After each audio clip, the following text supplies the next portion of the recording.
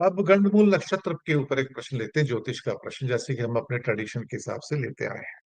बहुत सारी धारणाएं हैं, बहुत सारे इसके बारे में लोगों के मनों में अजीब अजीब बातें आती हैं कि गंडमूल नक्षत्र बहुत नुकसान देता है, जो उसमें पैदा होता है वो कष्टकारी होता है, माँ बाप के लिए कष्टकारी होता है। इसी के बारे में बताइए सर दर्शकों को।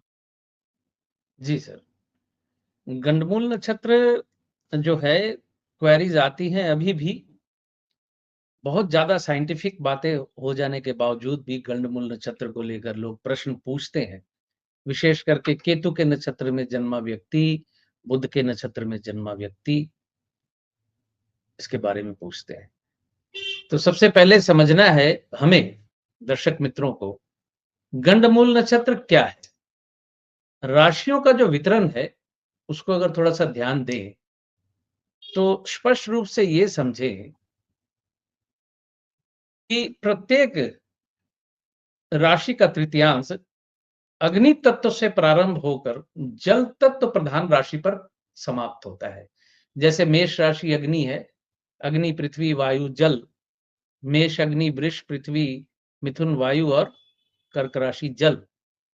उसके बाद ये रिपीट होता रहता है, अग्नि पृथ्वी, यानी सिंह राशि से फिर अग्नि शुरू हो जाए।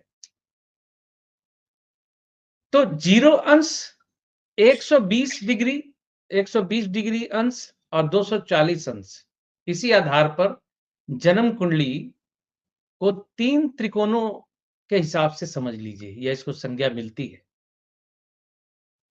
ये बिंदु जो है, लग्न भाव, पंचम भाव, नवम भावों का प्रारंभ है।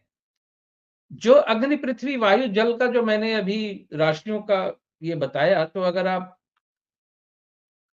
मतलब क्या कहते हैं उसको, कुंडली जो होती है, मेष लग्न की कुंडली ही, जिसको क्या कहते हैं, दिमाग शब्द निकल गया मेरे दिमाग से। मेरी तो मेरी कौन सी वाली? नहीं मतलब एक कुंडली होती है ना, जिसको यूनिवर्सल कुंडली मानते हैं, जैसे कि लाल किताब में सबको मेष लग्न ही मान लिया जाता है। वो एक शब्द दिमाग से निकल जा रहा है, लेकिन छोड़िए उस बात को, उस पे अटक कर कोई फायदा नहीं। तो एक्चुअली ये गंडमूल नक्षत्र कैसे बनता है? 3 बिंदु हैं जो जल से खत्म होती है और अग्नि में प्रवेश करते हैं। जैसे रेवती नक्षत्र का अंतिम चरण, बुध का जो नक्षत्र होता है रेवती, उसका अंतिम चरण जो है, वो खत्म होते ही केतु का प्रथम चरण शुरू हो जाता है। मीन राशि जल राशि है, मेष राशि अग्नि राशि है। तो 0 अंश पर रेवती, मीन समाप्त होती है, मेष प्रारंभ होता है। 120 अंश पर आश्लेषा खत्म होकर कर्क राशि समाप्त होती है और मघा का सिंह प्रारंभ हो जाता है, यानी आश्लेषा से मघा में जाते हैं। 240 अंश पर ज्येष्ठा नक्षत्र खत्म होता है और मूल नक्षत्र शुरू होता है धनु राशि। तो वृश्चिक राशि भी जल राशि है, धनु राशि अग्नि राशि है, मीन राशि जल राशि है, मेष राशि अग्नि राशि है, और कर्क राशि जल राशि है, सिंह राशि अग्नि राशि है। लगे हाथ ये भी बता दूं कि एकमात्र कर्क राशि ऐसी राशि है जो चर जल है, यानी चर भी है जल भी है। तो बहता पानी जो है वो कर्क राशि को इंडिकेट करता है। तो ये जितने भी है उपरोक्त समाप्त होने वाले ये जो नक्षत्र हैं, रेवती, आश्लेषा, ज्येष्ठा, इन तीनों का संबंध मीन, कर्क, वृश्चिक जल तत्व प्रधान से है। और इसी प्रकार प्रारंभ जो होते हैं नक्षत्र, वो केतु के मघा, मूल, अश्विनी, मघा और मूल, ये 3 नक्षत्र। तो ये एक ऐसा बिंदु है कि आप जल से अग्नि में प्रवेश किए।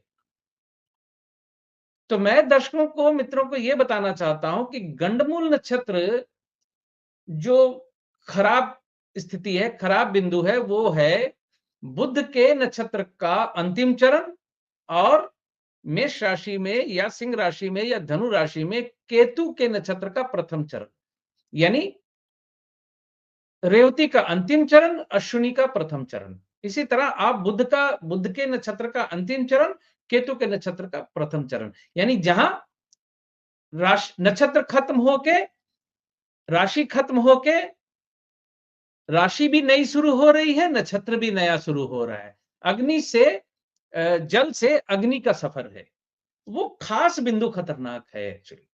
अब कोई ये कह सकता है कि ज्योतिषी तो डराते हैं, ज्योतिषी ये करते हैं, वो करते हैं, तो मेरी बात समझिए कि आप अगर न्यूज़पेपर को भी खंगालेंगे, तो जन्म लेते ही बच्चों की मृत्यु के समाचार आपको भरे हुए मिल जाएँगे। कि जन्म लिया, ज़्यादा देर तक बच्चा बचा नहीं। जन्म लिया, पिता देख नहीं पाया, पिता का एक्सीडेंट हो गया, बेटे को देखते हुए आते वक़्त। तो सबके साथ तो नहीं होता है ना, जिसके साथ नहीं हुआ वो सोचता है बेकार है ये। लेकिन ऐसी घटनाएँ, दुर्घटनाएँ होती हैं। कई बच्चे जी, जन्म नहीं लेते, माता के पेट में ही अकाल मृत्यु को प्राप्त हो जाते हैं। 3 महीने, 4 महीने, 5 महीने, 6-7 महीने तक भी आकर ऐसी स्थिति बनती है कि बच्चा जन्म ही नहीं लिया। तो ग्रहों की, नक्षत्रों की ऐसी कुछ स्थितियाँ होती हैं। अच्छा, जी, ये साथ ही ये समझे कि बुध के जो नक्षत्र हैं, इस चीज़ को भी थोड़ा ध्यान रख लें सुनने वाले। बुध के नक्षत्र जो है वो रजोगुनी है, राजसिक गुण वाले हैं और केतु के नक्षत्र जो है वो तमोगुनी है। यानी जल राशि और अग्नि राशि का तत्व तो बदल ही रहा है, नक्षत्रों का तत्व भी बदल रहा है। तो ये बदलाव की स्थिति है। इस वजह से बिल्कुल पानी से आग में किसी को फेंक दिया जाए तो जो स्थिति होगी वैसी ही होती है। लेकिन बिल्कुल, ना डरने के लिए मैं ये कहना चाहूँगा कि अगर बुध का पहला चरण है जन्म का, रेवती नक्षत्र के पहले चरण में आपका जन्म हुआ है और मेष राशि में केतु के नक्षत्र के चौथे चरण में जन्म है। यानी केतु का नक्षत्र खत्म होने वाला है। 10 डिग्री से लेकर 13 डिग्री 20 कला के अंदर अगर जन्म है अश्विनी नक्षत्र में, केतु के नक्षत्र में, तो फिर गंडमूल नक्षत्र खतरनाक नहीं होता है। यानी खतरनाक बिंदु वही है जहां राशि और नक्षत्र खत्म हो रही है और दूसरी राशि और दूसरा नक्षत्र शुरू हो रहा है। गंड मूल का खतरनाक बिंदु वही है। इस चीज को थोड़ा ध्यान से जी, समझने की जरूरत है और कुछ नहीं। बिल्कुल, बिल्कुल। तो बहुत अच्छी जानकारी आज आपने दी और कई जो लोगों के मनों में जो कन्फ्यूजन्स होंगे वो दूर हो गए होंगे। तो इसी के साथ एक दर्शक मित्रों लाइन हम आज्ञा एक लेंगे। लाइन एक लाइन एक लाइन सर मैं और बोलना चाहता हूं, वो भी बता दूं कि मूल, ज्येष्ठा और अश्लेषा ये बड़े मूल कहलाते हैं। जैसे अश्विनी, रेवती, मघा छोटे मूल कहलाते हैं।